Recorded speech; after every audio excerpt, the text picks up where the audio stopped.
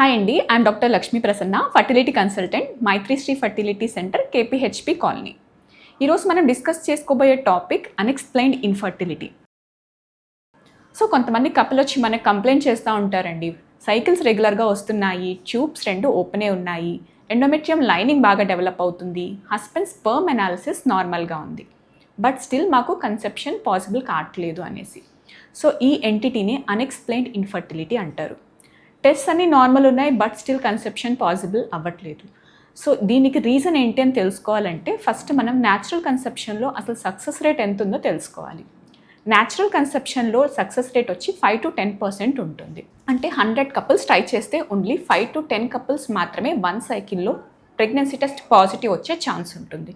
ఎందుకు ఇంత తక్కువ ఉంటుంది సక్సెస్ రేట్ అంటే, మనం around the time of ovulation egg release చూస్తాం కదా, యాక్చువల్లీ మనం చూసేది ఏంటంటే ఫాలికిల్ ఓపెన్ అవుతుంది, దాని నుంచి ఫ్లూయిడ్ రిలీజ్ అవుతుంది.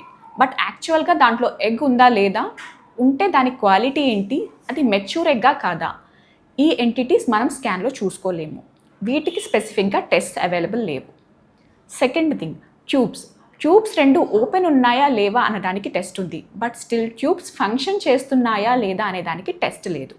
ట్యూబ్స్ ఫంక్షన్ ఏంటి అంటే, around the time of egg release ఆ ఎగ్ని క్యాచ్ చేయాలి, ఎగ్ని ట్యూబ్లోకి ట్రాన్స్పోర్ట్ చేయాలి, ఎగ్ అండ్ స్పర్మ్ మిక్స్ కావడానికి కరెక్ట్ ఎన్విరాన్మెంట్ క్రియేట్ చేయాలి, ఎంబ్రియో ఫామ్ అయ్యాక దాన్ని మళ్ళీ యూట్రస్లోకి పంపించాలి. ఇదంతా ట్యూబ్ ఫంక్షన్. ఈ ఫంక్షన్ చేస్తుందా లేదా అనే దానికి మన దగ్గర టెస్ట్ లేదు. థర్డ్ థింగ్, మనం స్పర్మ్ కౌంట్ చూస్తున్నాము, మొటిలిటీ చూస్తున్నాము, నార్మల్ ఫామ్సా కాదా చూసుకోగలుగుతున్నాం, కానీ యాక్చువల్గా బాడీలో ఆ స్పర్మ్ ఎగ్ని పెనట్రేట్ అవుతుందా, దీనికి టెస్ట్ లేదు, బికాస్ ఇదంతా మైక్రోస్కోపిక్ లెవెల్లో జరిగే ప్రాసెస్. ఫోర్త్ థింగ్, ఎంబ్రియో యూట్రస్లోకి వెళ్ళాక it should penetrate the layer by it self, and దాని అంతటా అదే ప్రోగ్రెస్ అవుతూ రావాలి. సో ఎంబ్రియో లెవెల్లో ఏమైనా ప్రాబ్లం అవుతుందా, దానికి కూడా టెస్ట్ లేదు. ఫిఫ్త్ థింగ్ వచ్చి లైనింగ్, ఎండోమెట్రియం. ఈ ఎండోమెట్రియం లైనింగ్ ఎంబ్రియోని యాక్సెప్ట్ చేయాలి. సో ఈ ఎంబ్రియోలో half husband genes, half wife genes ఉంటాయి.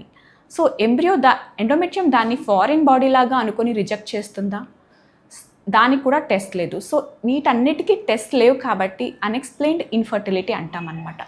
సో ఇంకా సైన్స్ అంతవరకు ప్రోగ్రెస్ కాలేదు. So if you are suffering from the same thing, just visit our centre, we will let you know the process beyond that.